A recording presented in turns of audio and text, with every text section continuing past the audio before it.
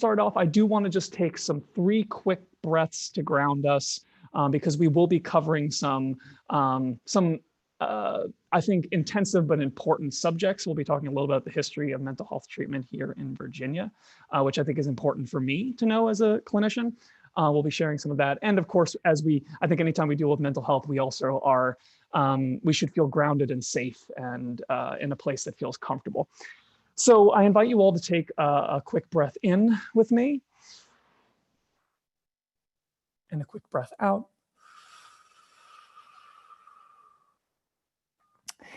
And on this next breath, I want us to seek to ground ourselves in this moment and to accept ourselves as we are in this moment without judgment.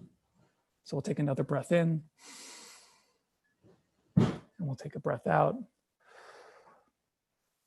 And on this next breath, I want us to seek to create a loving, shame-free space for ourselves and for the fellow participants on this call. So we'll take another breath in and another breath out. And on this last breath, I want us to give ourselves permission to embrace kind failure, to embrace silliness, and to embrace compassionate confusion as we connect more deeply with ourselves. So we'll take another breath in and another breath out. So I'm going to share my screen with you all so we can just take a look at some of the slides that I've sort of prepared. And again, this isn't going to be a lecture. There's going to be no tests. This is just to give us some visuals to hang on to. I find it super helpful to have some sort of visuals. You're going to see my wonky face making some funky faces here, which is on the flyer. But I wanted us to kind of go into this first sort of thought exercise. So this is a moment where you can use your notebook or your sketch pad or whatever you're choosing to use, or you can just kind of engage in this in a thoughtful way. So I want us to take a moment to think about something we are currently struggling with, or a change we wish to make in our lives currently. There's a lot happening in the world, as we know. And so maybe it's something that is within our control, or maybe it's something outside of our control. It can be something emotional, or maybe it's a pattern of actions that we want to change, perhaps online shopping, or maybe anxiety. Whatever is something that we might be, that is coming to us in this moment. Let it to just sort of come to us as we identify it. And I want you to take a moment, once you kind of have that thing, to imagine this struggle or this change that you wish to make as a living, breathing, embodied being, or an embodied creature of some kind. It can be as whimsical or as realistic as you like. Perhaps it is a 6-legged purple rhinoceros, or maybe it is a sentient cloud of dust. Or maybe it is maybe it has a more purple person form, however you want it to be. Once you have sort of a vision of this creature or being, in as much detail as you feel comfortable, I'd like you to kind of introduce this creature or being to us in the chat. You can use whatever description you want. Maybe we can talk about how this creature smells, or how they choose to speak. Maybe we give them a little bit of a backstory and we share some of that backstory. Whatever this creature or being is coming or speaking to us in this moment. And if the chat is available to you, I invite you all to take a moment to take a look at it and kind of scroll back and experience others. So I'm going to make the chat public now. It wasn't public before. Yes. All right, you all should be able to chat with each other. But if you have questions, please still send them to me. Awesome. Cool. Now, I don't believe that I can see the chat in what I'm in right now, but I'll take a look at it for sure, and I'll add mine as I get back into that. But yeah, again, we're going to be going on a journey together with this creature, with this being, and I invite you all to sort of introduce us a little bit to that person. So as you're kind of scrolling through the chat, now that you have access to it, and you're able to sort of put your things in there, I wanted to share a little bit more about my own my own mental health journey and how I came to this work. As Katie mentioned, I was born in New York, in Queens, and after a long period of going through like hospital visits and doctors and things like that, I was eventually diagnosed on the autism spectrum, but it kind of took a long time to get to that. I was kind of carted around to different schools and things, and I was struggling with disassociations and all that jazz. And then I eventually became a clinician as I was reflecting back on my experiences. But I wanted to share a poem from this collection of poems that I have called A Billion Burning Dreams. And it's about my childhood experience being diagnosed on the autism spectrum. Before I dive into that, I just want to add my own little creature into the chat.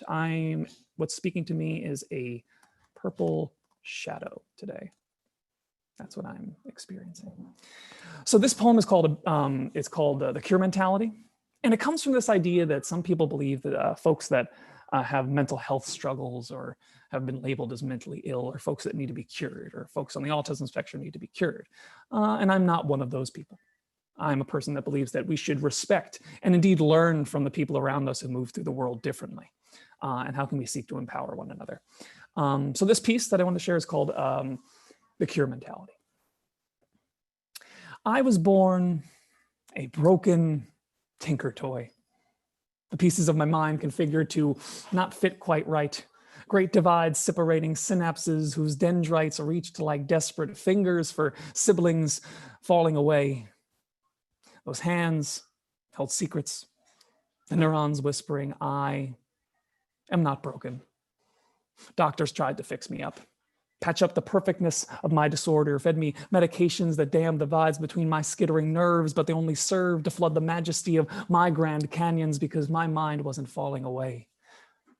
It was flying. When you strip away the bells and whistles of our brains, rearrange the cogs, play with the knobs, you'll discover the world has changed. The mind is just a filter through which reality is fed. What you see is one of only many worlds I feel inside my head. This moment has a texture. Every sound has a voice. I can't read the furrows on your face because my brain can't filter out the noise. Your social cues confuse me. But do you know all the names of the president's wives? I can rattle off to you the history of music between 1932 and 1989. I obsess. I know, but there are patterns everywhere. Let me describe to you the streets of London, even though I've never been there. Don't be scared. I'm not. I don't talk much because my brain can't stop to think. I promise you I'm in here, kept warm by the stimming I'm swaddled beneath. My mind is hyper aware of the world. That is the gift that I have been gifted to perceive the subtle vibrancies that permeate existence. You see, that blue, it's not the only blue. Numbers have feelings too. I know I can't control this world of mine, but neither can any of you. Because I was born a broken tinker toy, but no physician could force my pieces to fit. The way the light dances over my Grand Canyons could never be muted by medicine. You can't cure me of me. My perfection does not exist on a spectrum. You don't know the comfort of a repetitive movement. My light is always bright. Whole worlds exist between my gyri and sulky. If you're wondering where I am, I'm playing there. I'm flying. Thank you so much for your ear in allowing me to share that poem. Again, I invite you to think about this creature that is with us, how they might speak for themselves, how they might talk about themselves, again, as we continue this sort of journey.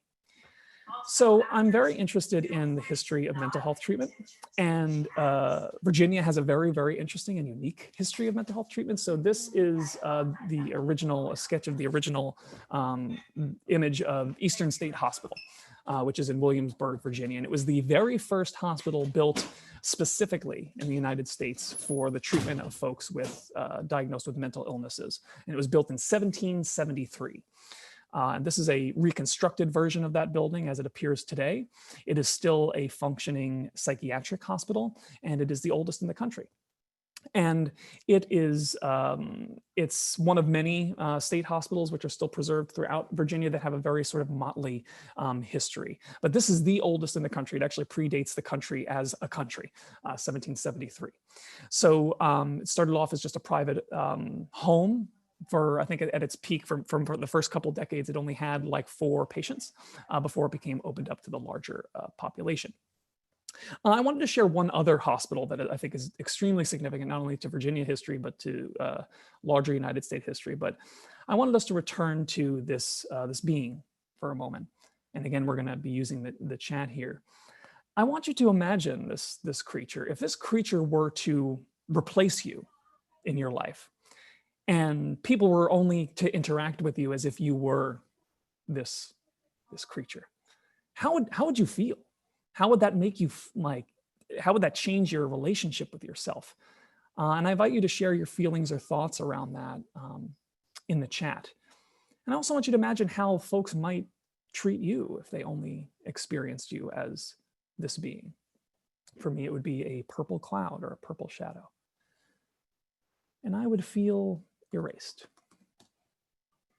So take a moment to just sort of share your thoughts, your feelings, if this creature would distract you or constantly distracted or ashamed. Thank you, Katie. And again, we're sharing perhaps some intimate thoughts here. And I personally experience those things as gifts. So I thank you all who have come today and are sharing parts of yourselves. I really, really appreciate that. So again, thinking about this creature that we're on a journey with, how might we be treated if we were replaced by this creature? And the reason I bring this up is because if you look at the history of mental health treatment, this is often how those who have been labeled with mental illnesses are often treated. They're treated based on their diagnosis.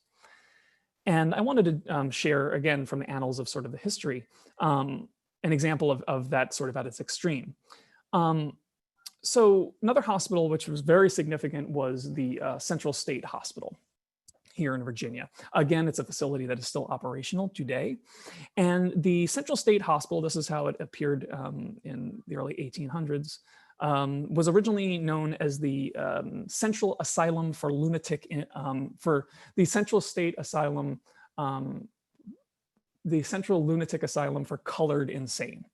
So it was the very first mental hospital designed specifically to house people of color. And what's interesting about the history of the hospital is it started as a Confederate war prison in Richmond known as Howard's Grove, a smallpox hospital specifically for folks of color, formerly enslaved folks, was built alongside the hospital. And the hospital eventually became, after the Civil War and during the Reconstruction era, a hospital that was designed specifically for the treatment of mentally ill for formerly enslaved people here in the United States. After the hospital became too big, the Civil Rights Act of 1866 basically mandated that there needed to be separate hospitals created for formerly enslaved folks. Became too big, and it was moved actually to a former plantation in Petersburg, Virginia, where it is today. And it remained a segregated state hospital well up into the 1960s when it was eventually desegregated.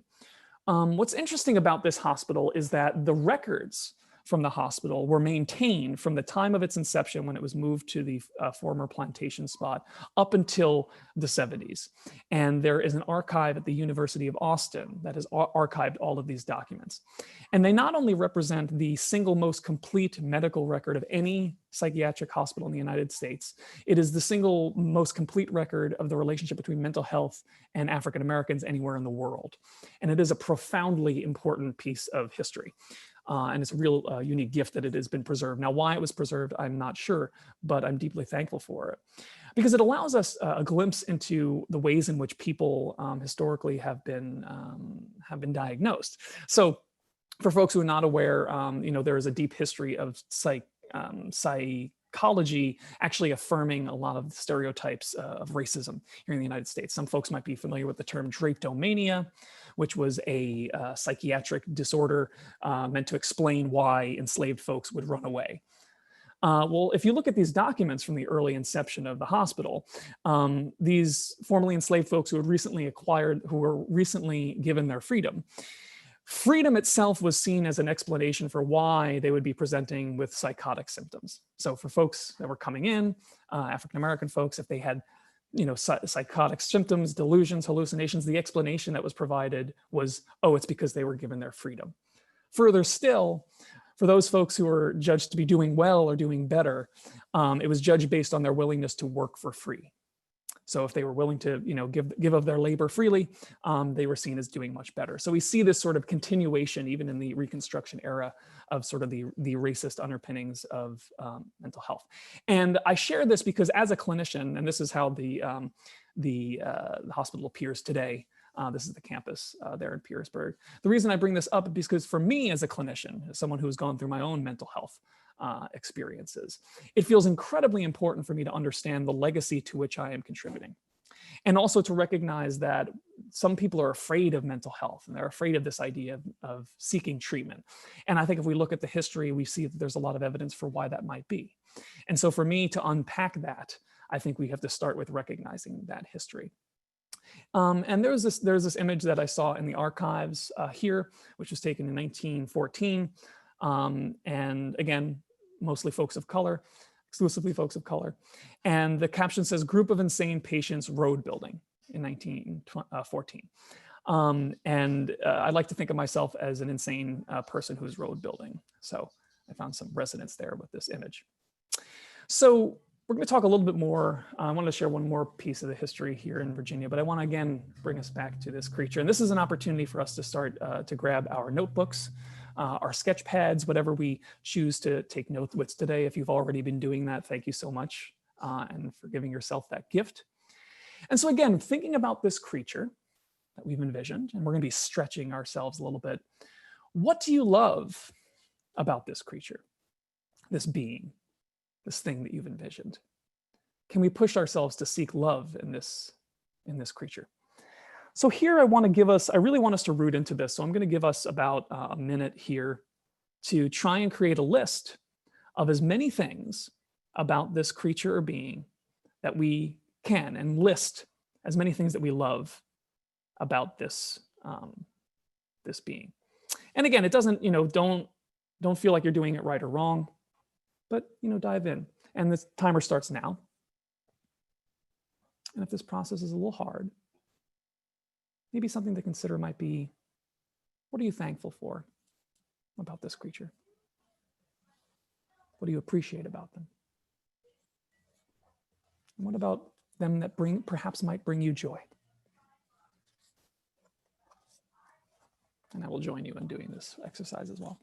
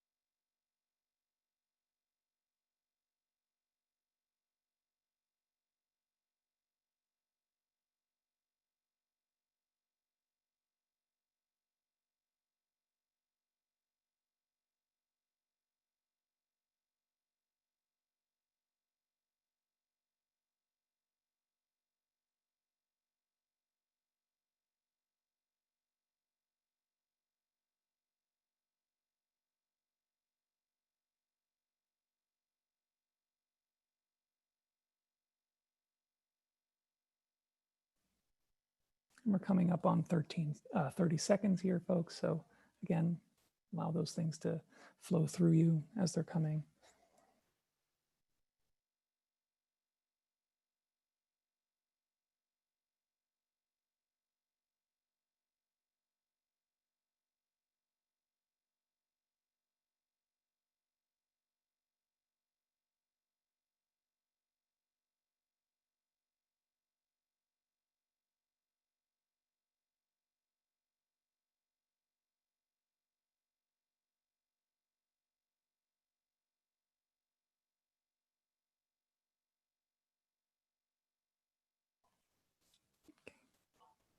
Finish up that last thought, sentence, or idea.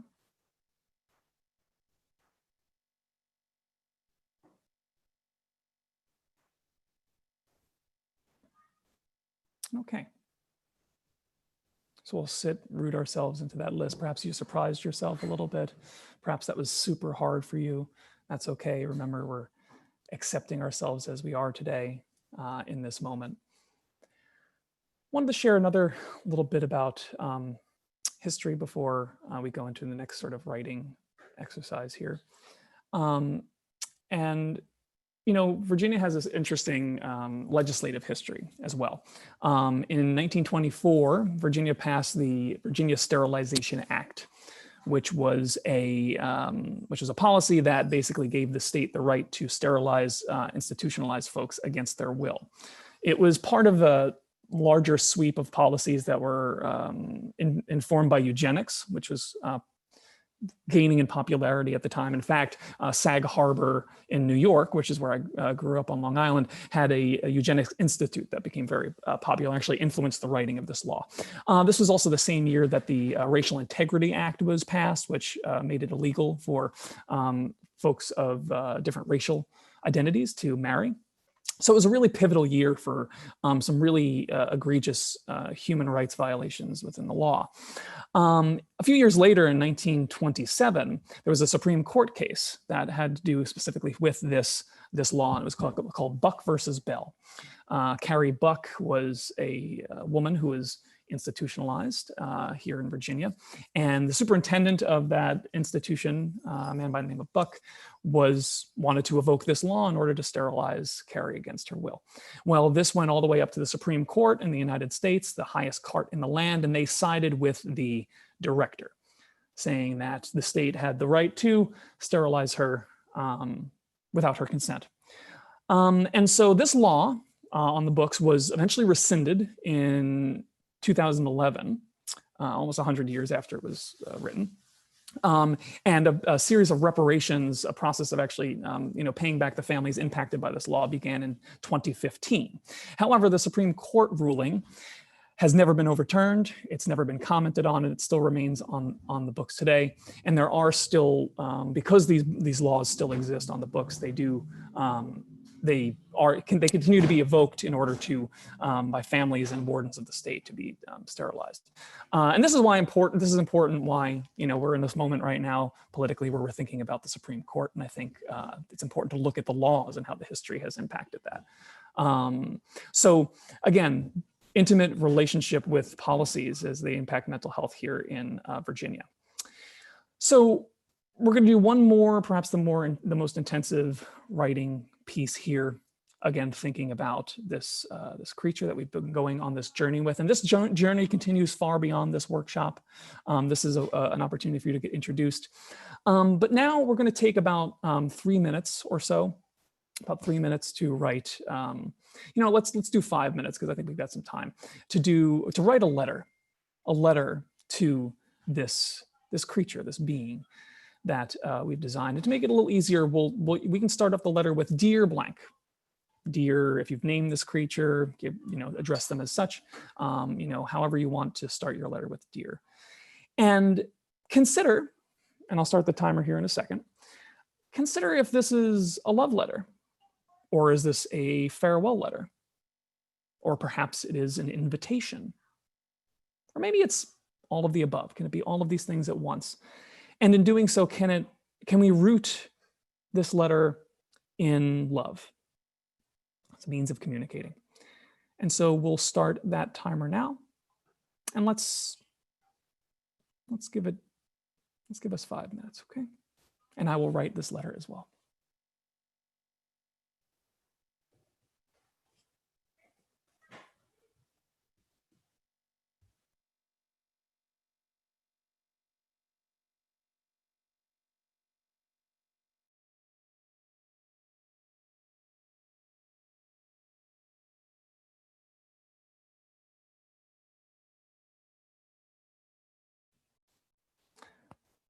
For those of you who are drawing instead of using language, think about how might you translate a letter into something visual. Perhaps it's a painting or a drawing that we would then gift to this being or creature. Or perhaps we draw a sketch of the creature themselves. However you choose to interpret a letter in a visual form.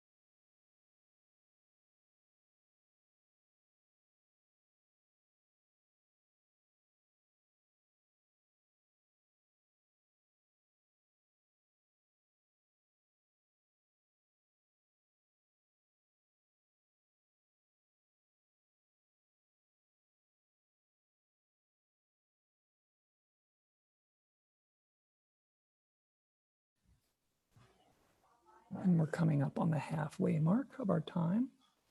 If this has been difficult for anybody, no judgment. If it's just writing words on a page or throwing color, that works just fine too. If a letter has been difficult and we've switched to a poem, we can do that as well, or vice versa. Again, we're being playful.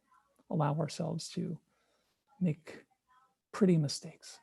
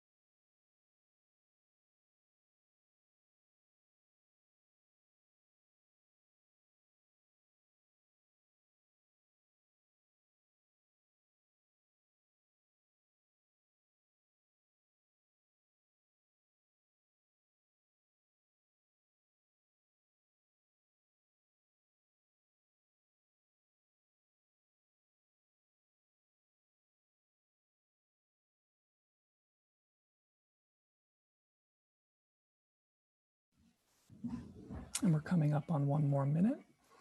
Again, thinking about this, rooting into this idea of love, communicating that love, finding that love if it's difficult.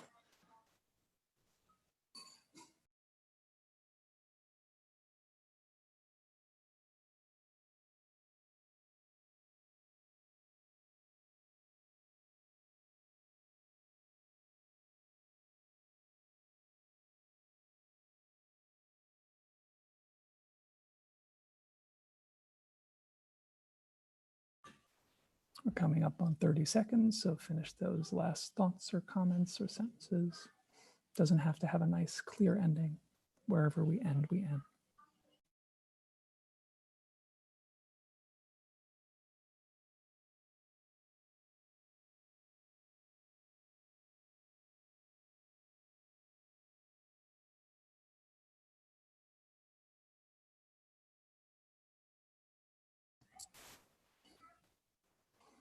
Okay, thank you so much for sitting in that lovely, awkward silence with me.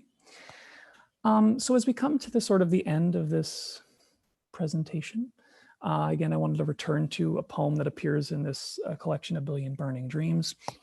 And there's a lot happening in the world right now. We're all going through a lot of things. We're all experiencing things differently. And I think, part of this workshop has been about talking about self-care. When I hear this word thrown around, self-care, and what does that even mean? And I think I think that that's very valid. I think part of this process is helping us to build a relationship with this creature, this being that perhaps exists with us all the time, and we've never been able to actually recognize it, right? But I think in times when there's a lot happening in the world and our mental health is being shaken, I think it's important to recognize that there's also this idea of community health and community support. And I think when we are all going through something, we have an opportunity to support one another. And so this idea of building a loving relationship with our mental health, I want to extend that and challenge each of us to also think of how we can build a loving relationship with one another's mental health, and how we can see that when we invest in our well-being, it makes for more opportunities to invest in others' well-being. And so I wanted to end on this poem, which some folks on the call might be familiar with, and the title is called If I Looked Like What I've Been Through. And the title imagines, if we all looked like the things that we've been through on the outside, how might we be better prepared or able to empathize and witness one another? And this creature perhaps wears all the things that they've been through on the outside, and it makes it easier for us. So how might we seek that in others? And if we can seek to find that, that idea of you never know the battles that people are fighting, how if we could see that in others. And so I want to end on this poem, and I would love to hear thoughts and continue this in conversation and dialogue. So this is If I Looked Like What I've Been Through. If I looked like what I've been through, I'd have the face of a woman and a man contorted into a kind of in-between, delicate and masculine, with eyes that pierce and lips that tempt, with a jaw of glass that slices like obsidian and a brow that collects beads of sweat where ideas fall to their deaths. If I looked like what I've been through, I'd have a heart where my brain is supposed to be. I'd have a brain where my heart is supposed to be, and they'd constantly be switching, thinking, feeling, fighting for what is right, neither able to decide who was winning. If I looked like what I've been through, I'd be dressed in a three-piece straitjacket with cufflinks, dressed to the nines in a canvas tux with the images that cloud my mind painted on. It's a metaphor for my artistic fervor, a former affliction transformed into a brilliance no less insane. If I looked like what I've been through, my blood type would be ink, and you would see it coursing in sentences and verses just beneath my skin. If I looked like what I've been through, my skin wouldn't be able to tell you what race I am, but you would still judge me. I'd have the misplaced morality of a Christian, the pantheon of a Hindu, the hope of an atheist, the history of a Jew. If I looked like half as much as I've been through, I'd only be half a person. An incomplete masterwork, a magnum opus loaded only with dummy bullets. I wouldn't have half the passion that bleeds like beads of sweat from my gaping pores and rivulets of syntax that I dab with loose leaf paper to preserve what I've been through. If I look like what I've been through, you wouldn't even see me. You'd only see the things that make me me, but they are not me.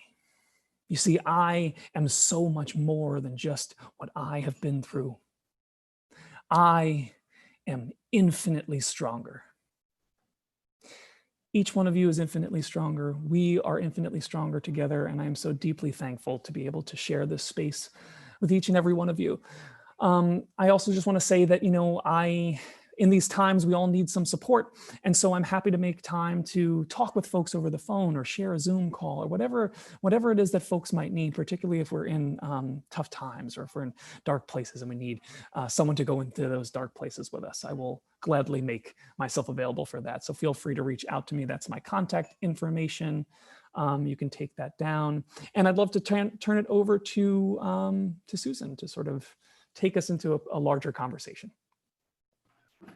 Thank you, Stephen. That was a really wonderful presentation and workshop. I really enjoyed it. Okay, so we have some questions in the chat box right now. The first one is, it keeps scrolling away. Thank you all for sending in your questions. Could you tell us about your opinion or impression of neurodivergence or neurodiversity? But first, could you explain what neurodivergence or neurodiversity is? Sure thing. Love the question. Thank you so much for that. Yeah, so like neurodivergence or neurodiversity or neuroatypicality, if you want to just throw some more syllables in there. Basically this idea that people are wired up differently. That people have different synaptic connections in their brain, different neurobiology than normal folks, whatever that means. There's been some interesting studies where they've taken brain scans of folks and sort of overlaid them. And by and large, the parts of the brain that light up for different purposes look generally the same. And they've done the same thing with folks who have been diagnosed on the autism spectrum, and they found that they don't really align up very well. They're much more wonky, they're much more atypical. So there is some evidence to suggest that. So I think there are some folks that certainly move through the world differently and experience the world differently. We have this phenomenon of synesthesia, right, where people, can smell colors and things like that. So I think there's some truth to it. I kind of self-identify as neurodivergent or neuroatypical. And as a clinician, in my role as a clinician, I'm much more interested in figuring out I'm not looking to open up a person's brain and say, oh yeah, things are pretty, the wires are really mixed up in there. I'm much more interested in figuring out, well, how do you make sense of how you move through the world? And if the story we've been told is that we should be ashamed of that, maybe we can rewrite that story.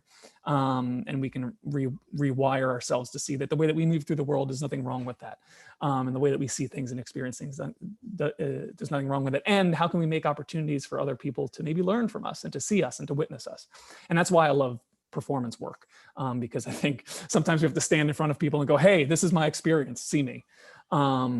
So that's sort of my roundabout way of saying, I think it's a cool idea.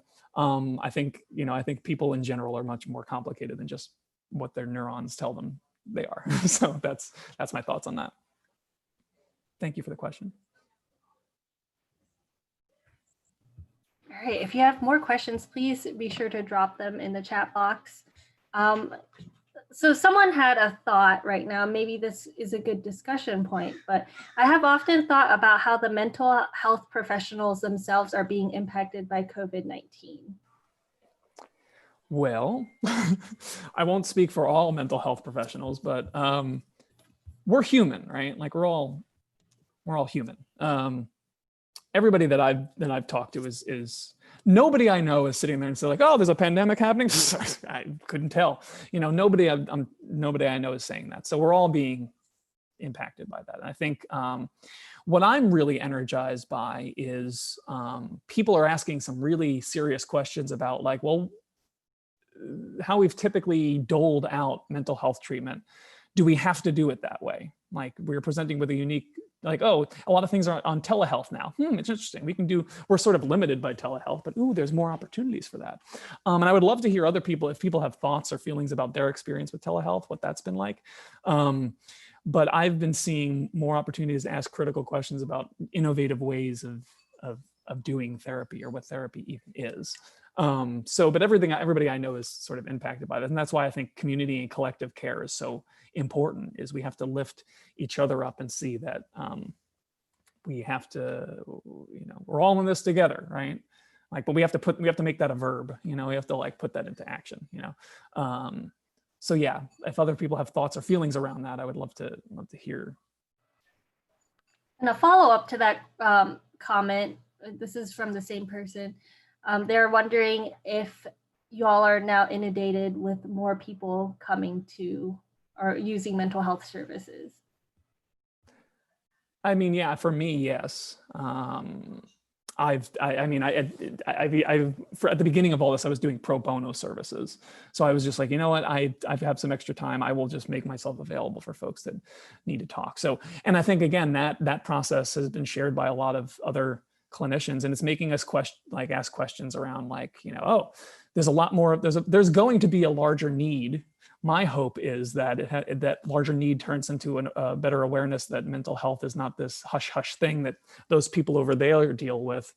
It's something that is an integral part of all healthcare and an integral part of everybody's well-being. And to see mental health as it's not just like, for me personally, I think my work is sacred.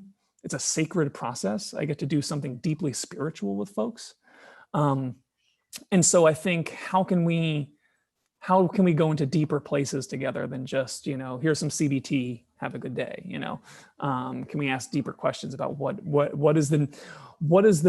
how is it necessary for us to engage with the depth of our humanity in this moment, and how can we make that sustainable moving forward? Great, thank you for your answer. The next question is, do you use poetry in your work with clients? Absolutely. Yeah, I mean, one thing that I use a lot, I was considering using it as part of this, is blackout poetry. Folks might be familiar with this, if not, or erasure poetry. It's where you take a pre-existing text. I always tell my clients, like, take one of your favorite books or another person's poem that really resonates with you, and just like cross out the words, the fluff maybe, and you're excavating another poem out of it. And what I've done, which is, I worked for many years with people who have been labeled with persistent and chronic mental illnesses, which I want to be really, I say it that way because some of these folks have had bad circumstances. They're not necessarily ill as much as they're just trying to survive. But what I'll do is I'll take charts, like some of their charts, and I'll make copies of their charts, and I'll have them look at them and go, okay, let's cross out all the words that you don't agree with, like pathological. Okay, let's get rid of that. Or words that don't make sense to them. Why? So they can own their narrative, so they can make decisions about how they want to choose to be perceived. And I found that incredibly empowering, incredibly helpful. And the starting off a letter with like the dear blank, the bottom of the slide I didn't mention, but there's a series of poems called Dear Anxiety, which is what I've done in my own practice of writing letters to my anxiety, because anxiety is something that I deal with all the time. And that's a practice I continuously engage in. Like, it's like, oh, there you are again, time to write you a letter, you know? And so the poetry is something so beautiful because it comes in so many different kinds of ways, and it's very cathartic. It doesn't need to make any sense. A person could just vomit words on a page, or colors or phrases or shapes or whatever, and that can be really therapeutic. So that long-winded answer is yes. All right, thank you. And then this is a really great question. Any recommendations on how to talk about mental health with others, both for those who may be struggling themselves and for those who may be concerned about the mental health of a loved one? Can you say the question one more time? I just want to make sure I understood it. Yes. So the question is, any recommendations on how to talk about mental health with others, both for those who may be struggling themselves and for those who may be concerned about the mental health of a loved one? Sure. Well, this whole workshop is rooted in a loving practice. And I think, we can't control how a person will hear us. If we sit there and say, hey, I'm concerned about you, they might get angry at us, they might get upset or whatever. But if we're speaking from a place of love, I don't think, nobody can take that away from us. And so I think first and foremost is making sure that we're speaking from a place of love and care for the other person as well as for ourselves. I think, so that's one thing that's really important. Another thing is making it shame-free. Shame exists for a reason, but if a person is avoiding seeking mental health treatment, probably is because they are experiencing some kind of shame or guilt around something. And I don't think they need more heaped on top of that. So really try and curate a sense of shame-free. Don't make the person feel shameful. I haven't seen a lot of success with that. I'm also really big on this idea of accountability as being sort of a loving act. Like, if I see a person that's struggling with something, and I'm not saying everybody should do this, but maybe saying like, hey, I see that you're struggling with some stuff. Here's something that I also struggle with. Can we hold each other accountable? How can we support one another? How can we be there for one another? Because I think that helps. Sometimes people feel like they're a burden. And if we show that this is really a two-way street, I think it erodes a little bit of that burdensomeness. And so I think those are sort of three really big pillars: accountability, making it shame-free. How many fingers do I have? I forgot. Making it shame-free, and really rooting it in a loving practice, and just making it normal. Like, right now it's hush hush, and I think we do have to put our necks out and go out on a limb whenever we say, hey, are you all right, man?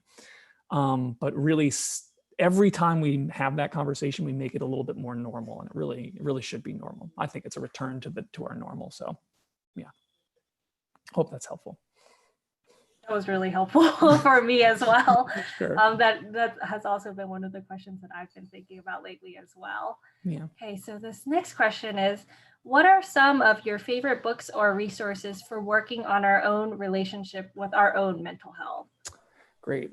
So actually, so amidst all this, I've been gathering a sort of a resource guide of many different things. And so if folks want to, again, email me, I'm happy to share that resource with them that has a whole bunch of texts and all this other kind of stuff. There's also this really beautiful organization called IDA, the Institute for the Development of Human Arts. And they're a sort of radical mental health agency that centers lived experience over professionalism. Which I really value, and they have a fabulous resource. But one of the ones that have really guided my practice, there's this book right now that it always changes, but there's an old book, it's called Radical Psychology, which is from like the 70s, which kind of takes a really critical look at like what is mental health, and asks some really intensive questions about that. If you can find a copy of that, I would recommend that one. There's this book that my partner is reading right now called My Grandmother's Hands, which is all about like generational trauma. Not only for, I think we're used to talking about generational trauma in the moment for folks of color, but it's also white and Anglo folks like myself as well. So it's a really amazing book with exercises like breathing exercises and meditative exercises. Highly, highly, highly recommend that book. There's also a book called Forward-Facing Trauma Therapy, which is sort of in the same vein. That asks questions about what our values are and things like that. There's a lot. I would recommend if folks really want to like a robust reading list, just shoot me an email and I can send you a whole resource because there's so many. I can second my grandmother's hands. I've also been working through it, and I recommended it to Carrie recently too, so I know she's been reading it. Yeah, it's beautiful. Thank you for sharing, Katie. I would love to hear if other people have other texts or recommendations, if something they found very healing or helpful. Definitely. Please drop that in the chat for everyone. Okay, and then I think this might be our last question, unless people have more questions, like feel free to keep asking questions. But what was your experience coming to Southwest Virginia from New York City in regards to your practice? Yeah, I'm so thankful that I'm here and doing the work. So my role with NRVCS is I'm what's called an intensive in-home clinician. I work mostly with young people between the ages of like 4 and 17. And I visit some pretty isolated folks in some pretty rural areas many of whom are experiencing poverty. And it is a vastly different experience than the work I was doing up in New York. And so it's been deeply, deeply, deeply, deeply humbling. I think the historical and political moment that we're in right now is there's a lot of divides. And I think, unfortunately, living up there instills certain kinds of stereotypes, certain kinds of misperceptions that I myself have internalized. And so having the gift of working with folks, young folks every day, and really having those stereotypes uprooted is a experience that I am wholly confident has and will continue to radically shift my practice. And so it's made me more humble. It's made me more of a humanist. And so the shift here was beautiful, really. I'm so thankful that I'm here. It's also given me a lot more time away from the hustle and bustle to focus on my art practice. And I'm profoundly thankful for that as well. So it's been a gift. And I've also met some really cool people like Susan and Katie and Casey and a bunch of other people that are on this call. So who have really changed my life. So it's been a real gift. And I'm just so thankful that I'm here and I get to share in this world with each and every one of you on this awkward virtual space that we're in. Well, thank you, Stephen. Any other questions? Go ahead and drop them in the chat.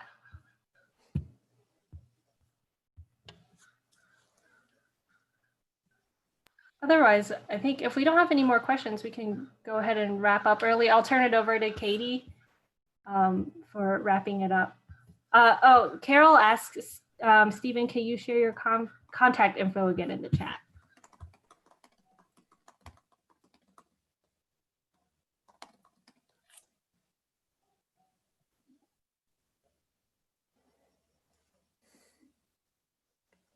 Email is always the best place to reach me, just because it takes a while to, I'm up and about running around all the time. So yeah.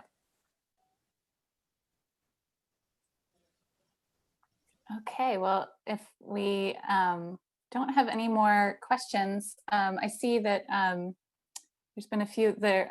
There's Mara recommended a trauma recovery group that's free and all virtual. So all adults are welcome. It's a trauma recovery group, and she dropped the website in there, www.robinshope.com. So thanks for that, Mara.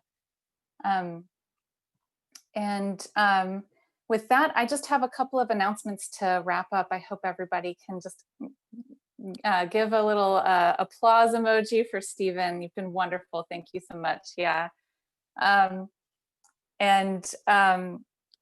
Our next Science on Tap is in November, but we're usually held on 4th Thursdays, but 4th Thursday in November is Thanksgiving. So we won't be having Science on Tap then, but we moved it a week earlier to November 19th. And we haven't put the event details up on Facebook or sent them out over email, but we will soon.